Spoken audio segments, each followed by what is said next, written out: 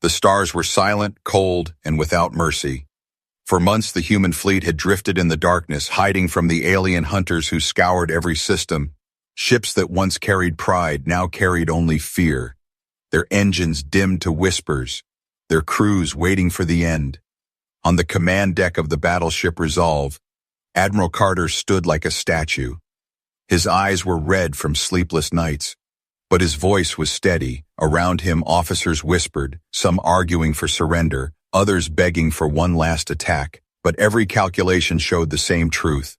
Humanity was cornered. The aliens had destroyed Earth's colonies one by one. They were stronger, faster, and endless in number. Each time humanity fought back, they lost more than they gained. Now only a fraction of the fleet remained. Scattered survivors held together by desperation. Captain Reyes broke the silence first. "We cannot fight forever," he said, his voice trembling. "If we stay here, they will find us. If we run, they will catch us. Maybe it is time to surrender." The words cut through the air like a blade. Some nodded in agreement, others clenched their fists in rage. Surrender meant chains, experiments, and extinction. Humanity had seen what happened to those who yielded, and it was worse than death. Admiral Carter spoke slowly. "Once long ago, there was a story told among the first explorers, a myth, they said, that in the darkest hour we could call for help, a savior not of Earth, not of any known world, but someone or something that would hear our cry." Murmurs rose in the chamber. Most dismissed the legend as fantasy, a tale for children who dreamed of heroes. But legends were all they had left. Carter turned to the communications officer. "Prepare the signal," he ordered. Lieutenant Singh hesitated. "Admiral, that beacon is ancient. It has never worked. It may not even exist beyond stories." But Carter's gaze was iron. "Do it," he said. "If we die today, let us at least try something no one expects." The room filled with the low hum of energy as the ancient beacon was powered. It had been hidden for centuries in the deepest vaults of Earth, passed from one secret hand to another, waiting for the day it might be needed. Now, with shaking hands, Singh activated it. A pulse of light shot into the void, rippling across dimensions unseen. The crew held their breath, waiting. Minutes passed, nothing happened. The silence of the stars mocked them. Crew members bowed their heads, some cursing, others whispering prayers. "Foolish," Captain Reyes muttered. "We wasted our last hope on shadows." Then the scanners flickered. At first it was nothing more than static, a faint distortion like a ripple in water, but it grew stronger, clearer, until the entire deck was filled with alarms. "Admiral," Singh cried, "something is answering." Every eye turned to the main screen. From the darkness of deep space, a shape began to form. Not an alien warship, not a human vessel, but something different. Its hull shimmered like liquid metal, shifting and alive. Its size was vast, dwarfing even the largest human battleship, and yet it moved with a grace that seemed almost gentle. The crew gasped, some stepping back in fear, others leaning forward in awe. The unknown ship slowed, as if watching them. For a heartbeat, no one dared to breathe. Then a voice, calm and strange, filled the chamber. "I heard your call," it said, echoing through every speaker. "I have been waiting." The crew froze. Voices overlapped, questions shouted, fear rising, but Admiral Carter raised his hand, silencing them. His heart pounded, but his face was steady. "Who are you?" he demanded. "Friend or foe?" The voice replied, almost amused. "Neither. Once I was cast out, once I was forgo. 10, but you have called me back, and now your fate and mine are tied." A chill spread through the room. The crew exchanged uneasy glances. Had they summoned a savior or a monster? Admiral Carter knew only one thing. Humanity's story had just taken a turn no one could have predicted. The alien hunters would find them soon. War was still waiting. But now, humanity was no longer alone. The strange ship drifted before the human fleet, glowing with an aura that felt both ancient and alive. No one spoke. No one dared to move. The silence was heavy, filled with fear and questions. The distress beacon had been answered, but by whom? Or by what? Admiral Carter stood tall on the bridge, his eyes fixed on the massive vessel. The crew around him whispered in panic, some ready to flee, others frozen in awe. Captain Reyes leaned close, his voice sharp. "We should run, Admiral. This thing is no ally, it is something beyond our understanding. Carter did not answer. His instincts screamed caution, but his heart whispered hope. They had nothing left to lose, the aliens would find them soon, and without help, humanity was already finished. The strange voice echoed again across the comms, calm, yet filled with hidden power. Do not fear, children of Earth, you called, and I came. It spoke as though it had waited centuries. Watching from afar, its words made the crew shiver, as though secrets long forgotten had been awakened. Lieutenant Singh's fingers trembled over the console. Admiral, the energy readings are unlike anything we've ever seen. The ship, it's bending space around itself like it exists in more than one place at the same time. The crew exchanged nervous glances. This was not just technology, it was something greater. Admiral Carter finally spoke, his voice steady. If you came because of our call, then tell us who you are. Tell us why. For a long moment there was silence. Then the voice returned, deeper, almost sorrowful. Once I was known as Arendor, exile of the Celestial Court, cast into the Vigem Soviet Sambabul Soars. Would by those I trusted, betrayed by the empire I helped to build, I wandered, waiting for a time when the call of the desperate would reach me, and now it has. The chamber fell into silence again. The name meant nothing to the humans, but the weight of it pressed against their minds. Captain Reyes slammed his fist against the console. Admiral, this is madness, an exile, a traitor. Why should we trust such a being? He could turn on us at any moment. But before Carter could reply, alarms blared. Enemy ships had entered the system, their signatures filling the scanner. The alien hunters had arrived, and the fleet was trapped. Multiple contacts, Singh shouted. They've found us, dozens of ships, moving in fast. Panic surged through the crew. Some shouted for retreat, others for battle, but Carter's eyes remained locked on the alien vessel. If this Arendor was truly here to help, this was the moment. The enemy fleet closed in, their ships sleek and deadly, their weapons charging. The human fleet raised shields, prepared for what they believed would be their last stand, and then the exile moved. The massive vessel came alive, light surging across its surface like rivers of fire. It glided forward, silent and unstoppable. Enemy ships turned their weapons on it, beams of searing energy striking its hull, but the vessel did not falter. The attacks dissolved against its shimmering skin, as though space itself rejected the assault. Then, with a motion too fast for its size, the exile unleashed its power. A single pulse of light rippled out. Enemy ships shattered like glass, torn apart without fire or explosion, erased from existence as if they had never been. The human crew gasped in shock. One strike, and a dozen enemy warships were gone. Never in their history had they seen such power. Even Captain Reyes, who doubted most, stood speechless, his fear battling Wu. With awe, Arendor's voice echoed again, calm, almost casual. Do you see now, children of Earth? Your enemy is not beyond defeat. With me, you will survive.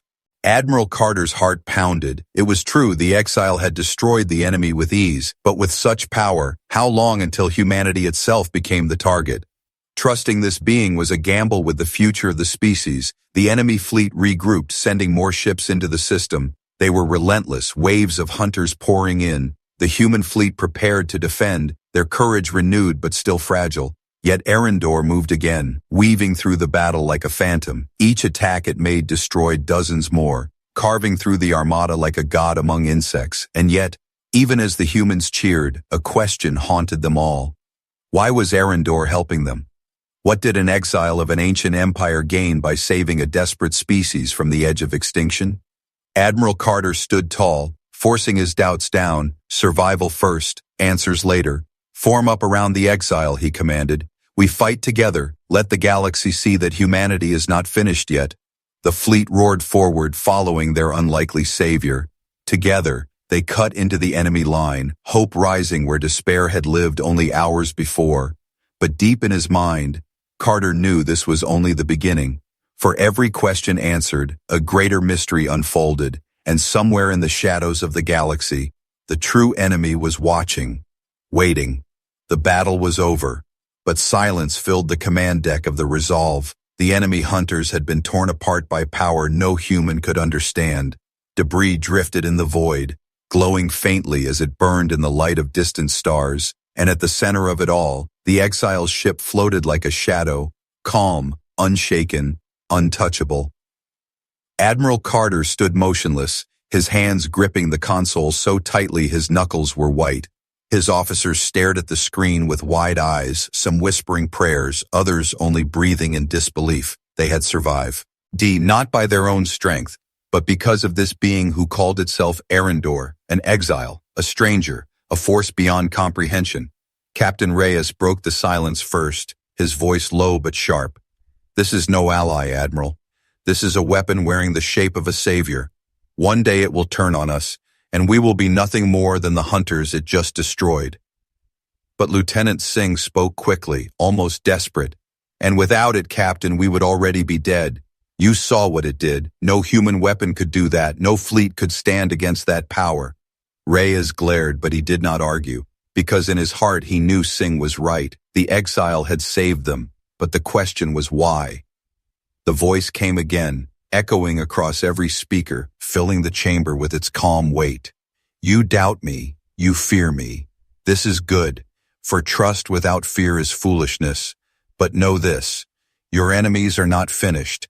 They are only the hand of something greater, and if you fall now, the galaxy itself will forget you ever lived. The crew shivered. The words carried truth, heavy and undeniable, but they also carried secrets, hints of knowledge Arendor had not yet shared. Admiral Carter straightened, his voice steady. Then tell us what you know, exile. If you would stand as our ally, then reveal the truth. The screen flickered. For the first time, they saw not just the ship, but the being itself. A figure of shifting light appeared, tall, robed in flowing shadows and silver. Its face was both human and alien, features shifting as though it had worn many shapes across ages. Eyes like burning stars gazed upon them, calm, endless, sorrowful. I was cast out from the celestial court, Arendor said. The empire that once ruled not only your enemies, but 1,000 others. They betrayed me because I refused their hunger for endless conquest. I would not destroy those who will be spared. And so they named me traitor. They hunted me across the void until I was nothing but a shadow. His words filled the chamber with silence. The crew listened, their fear mixing with something else now, curiosity, maybe even sympathy. This exile was not just powerful, he was broken, marked by betrayal. And yet, he stood before them now as their only hope. Captain Reyes slammed his fist against the console. Admiral, this is madness. We cannot trust a creature that even gods feared. What if it destroys us next? Arendor's star-bright eyes turned, gazing at Reyes through the screen. I could have destroyed you already, Captain, yet here you stand alive, still defiant. Does this not tell you enough? The bridge fell into silence again, and then alarms blared once more. New signatures appeared on the scanners, stronger, larger, deadlier. The enemy was returning, but not with hunters this time. With warships, heavy vessels that burned brighter than suns. They know you have me now, Arendor said, his voice calm. They fear what you might become with my hand guiding you, and so they will send everything to erase you before the seed of defiance grows. Admiral Carter's voice cut through the noise, sharp and unshaken. Then we fight, with you or without you.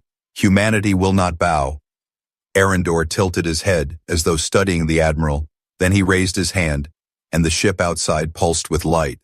Then I will fight with you, but know this, every victory will bring greater enemies, and in the end you must decide if you are strong enough to hold the power I offer, or if it will consume you.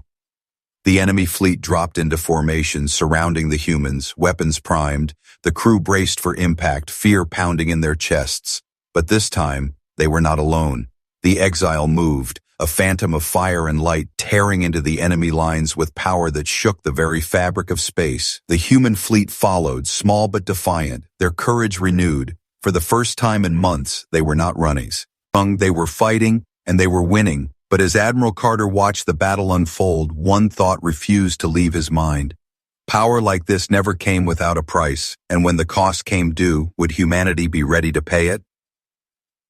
The enemy warships were nothing but drifting wreckage, their once proud fleet scattered like ash on the wind, and at the center of it all, Arendor's vessel hovered, untouched, glowing faintly like a star that refused to die. On the command deck of the Resolve, the crew cheered, relief washing over them for the first time in months. Some wept openly, others embraced. Soldiers who once believed death was their only future now whispered about hope. But Admiral Carter did not cheer. He watched the screen with steady eyes because he knew power like this came at a cost. The figure of Arendor appeared once more, shimmering with light. His voice was calm, but beneath it was a weight that pressed against every heart. You have survived, because you chose to call, because you were desperate enough to summon what others would not. But do not mistake survival for victory. The true war has yet to begin. Captain Reyes stepped forward, his anger barely contained. You expect us to believe you saved us out of kindness? No, you are hiding something. No being wields that kind of power without a reason. What is it you really want? Arendor turned his burning eyes toward Reyes, his form shifting slightly, as though his shape could not decide what it was meant to be. I want what I was denied, he said softly. I want an end to the empire that betrayed me.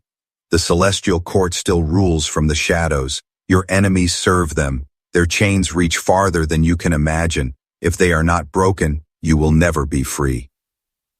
The chamber fell silent. His words cut deeper than any weapon. He was not just a savior. He was a fallen god at war with his own kind. If humanity chose to follow him, they would not only fight for survival, they would inherit his war. Admiral Carter spoke, his voice steady. Why us? Why humanity? The galaxy is filled with countless worlds. Why answer our call and not theirs?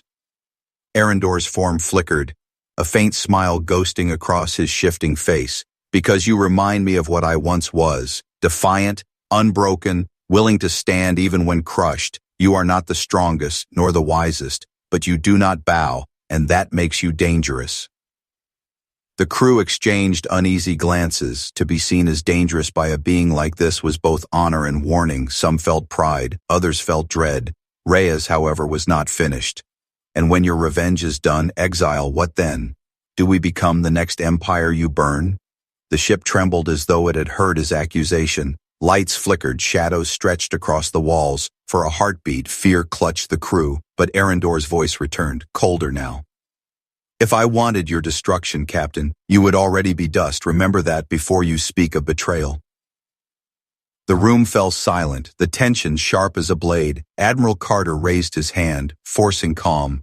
Enough. We stand together now, whether we trust fully or not.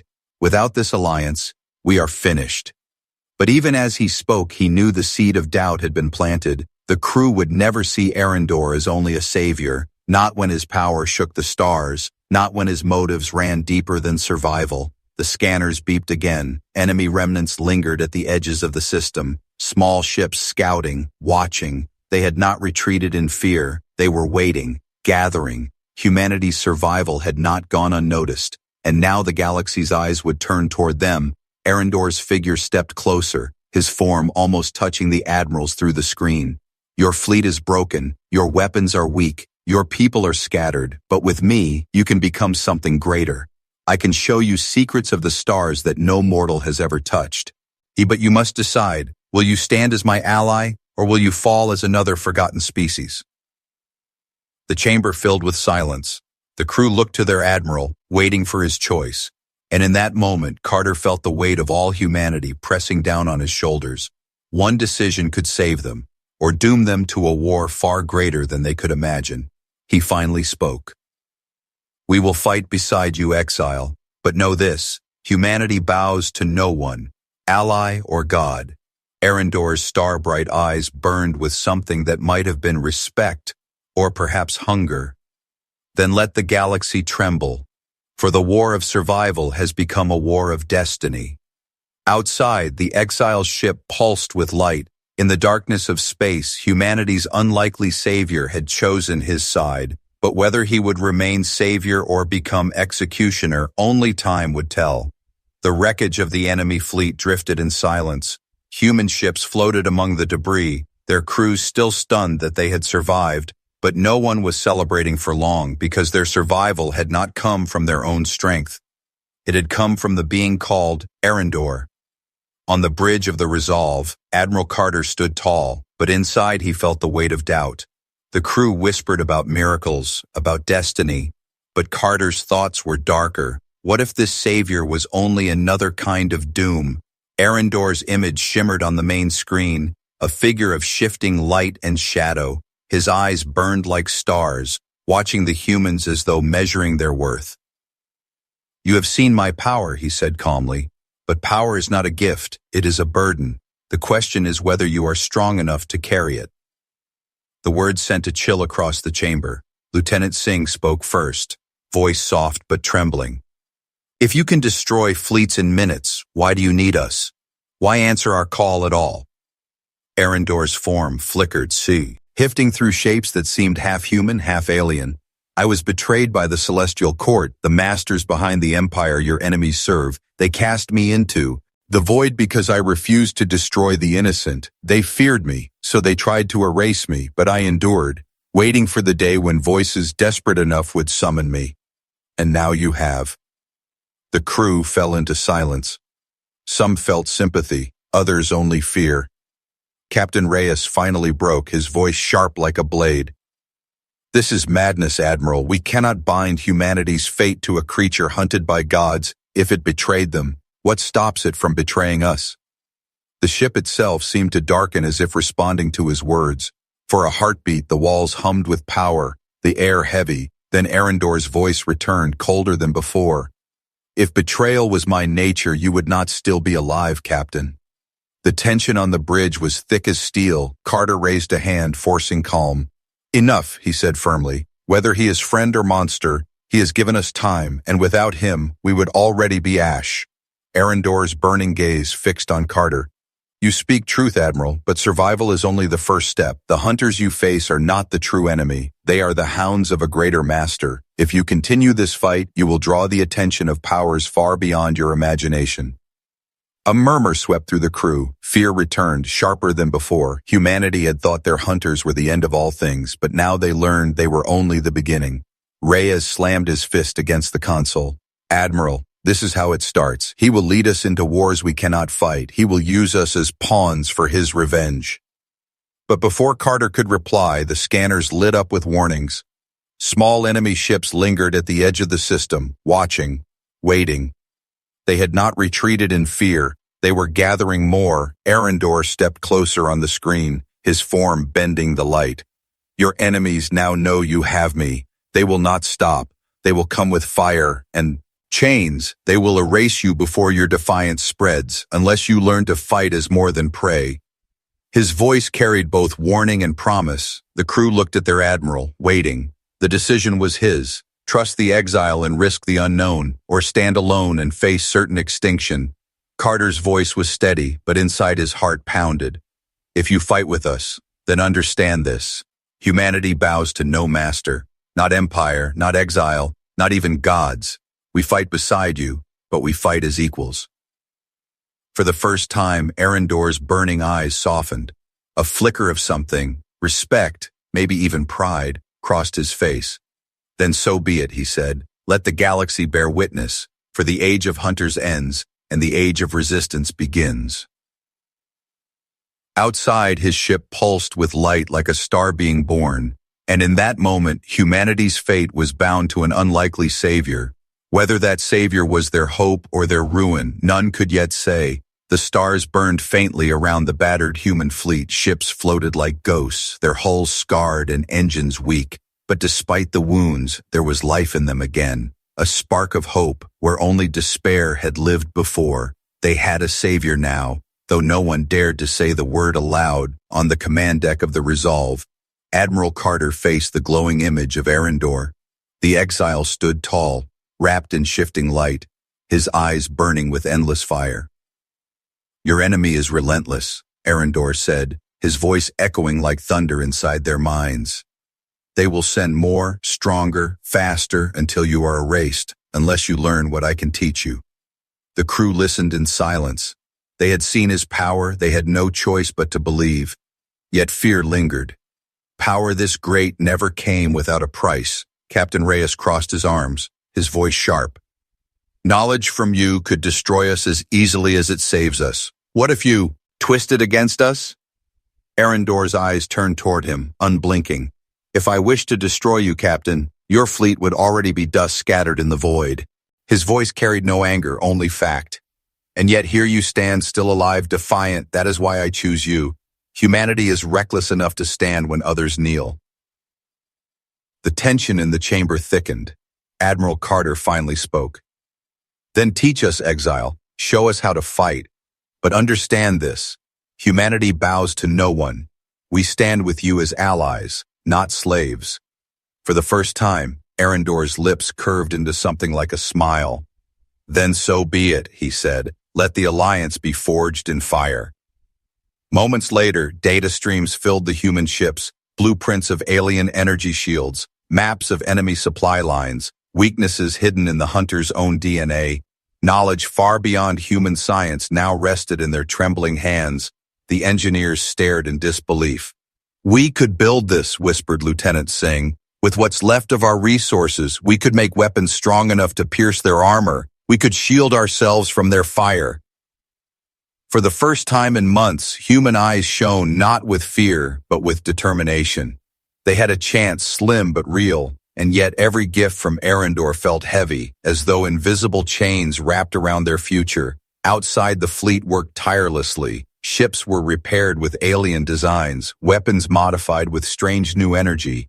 Human hands learned quickly, bending knowledge they did not fully understand.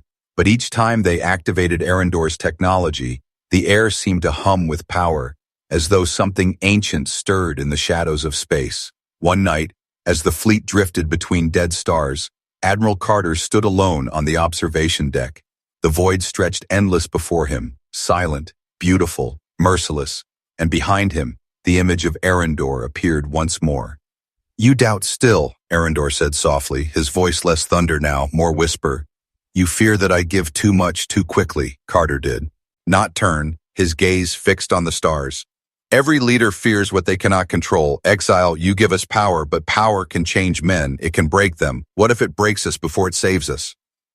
Arendor's burning eyes narrowed.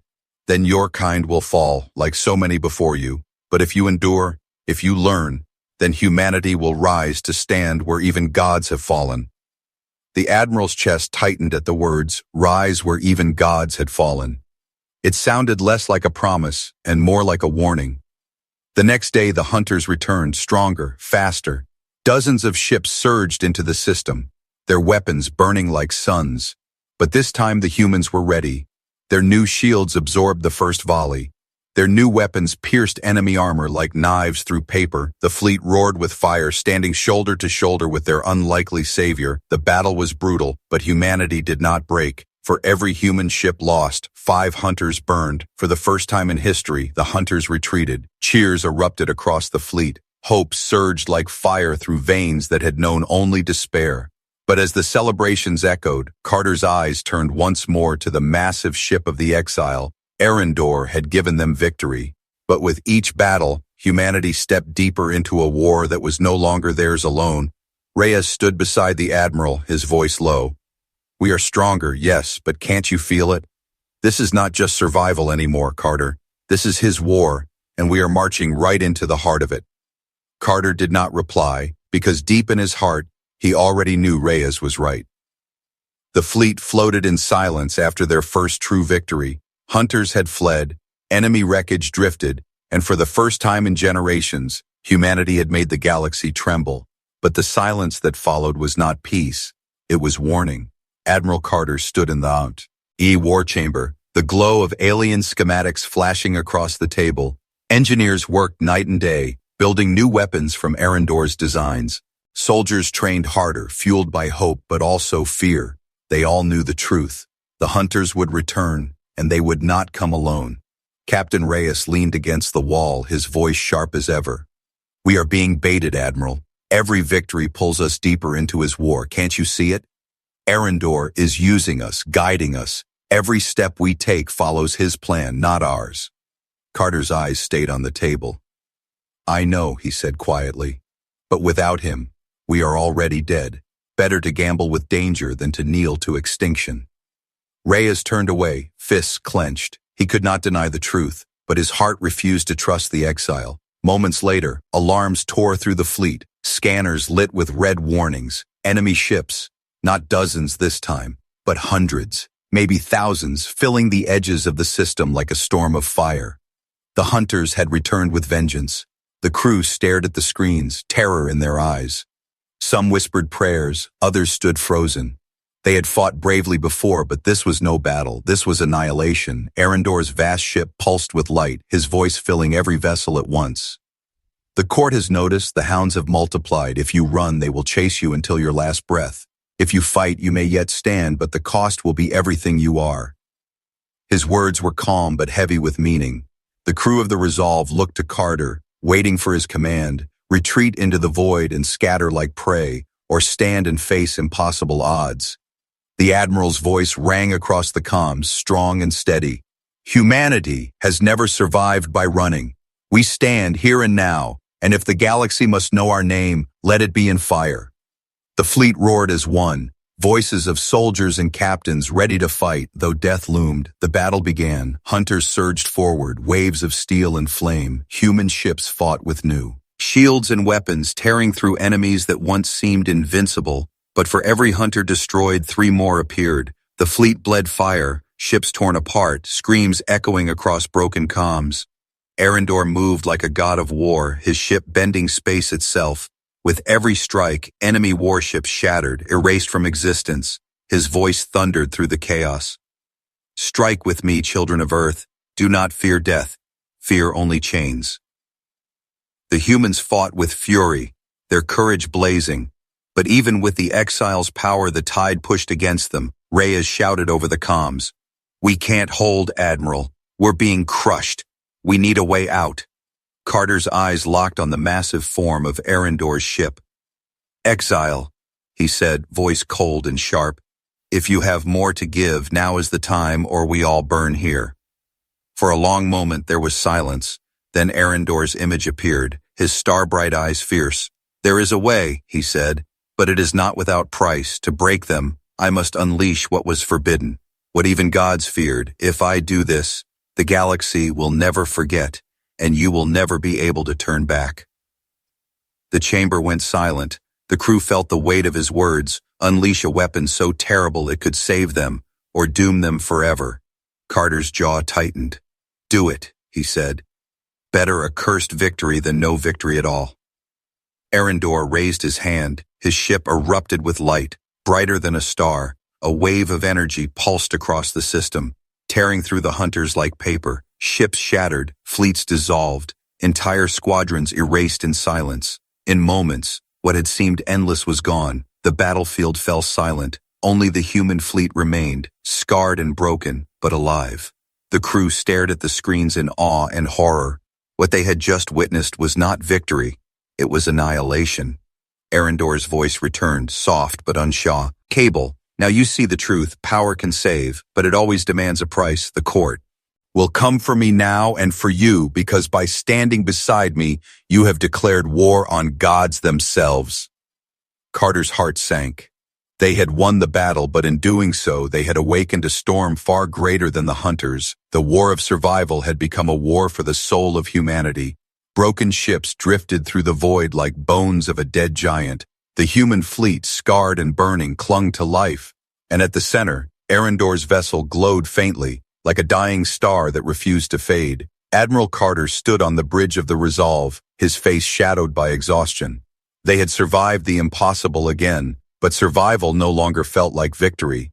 The power unleashed by Arendor had not only destroyed the hunters, it had scarred the stars themselves. Sensors showed ripples in space, wounds that bled energy, as if reality itself had been torn open. Captain Reyes broke the silence, his voice heavy. This is not salvation, Admiral. This is madness. Every time he saves us, he drags us deeper into his war. The hunters were only the beginning. The real enemy will come, and when they do, we will be the first to burn. The crew looked to Carter, waiting. Doubt had spread like fire among them. They feared the exile as much as they feared the hunters. And then Arendor appeared again, his form taller, brighter, his eyes blazed with power, yet his voice was heavy with sorrow. You are right, Captain. The true enemy will come. The celestial court cannot ignore what has happened here. They will send their armies, their executioners, their gods of war, and when they arrive, your world will tremble. The chamber fell silent.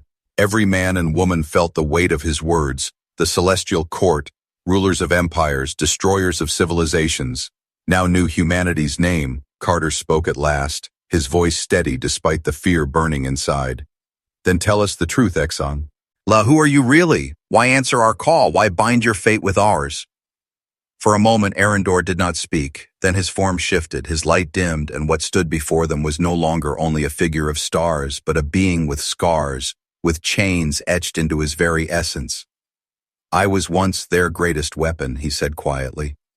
I was their executioner, their destroyer of worlds. I ended empires at their command. Until the day I refused, I spared a people they wished to erase, and for that, they cast me out. They feared me because I showed mercy. Mercy is a power they cannot control. The crew gasped. The savior they had called was no hero, but a monster remade by betrayal, a god of war turned against his masters. Reyes stepped forward, fury in his voice. You see, Admiral, he is not our savior. He is their nightmare, and now we are chained to him. But Arendor's gaze burned with fire.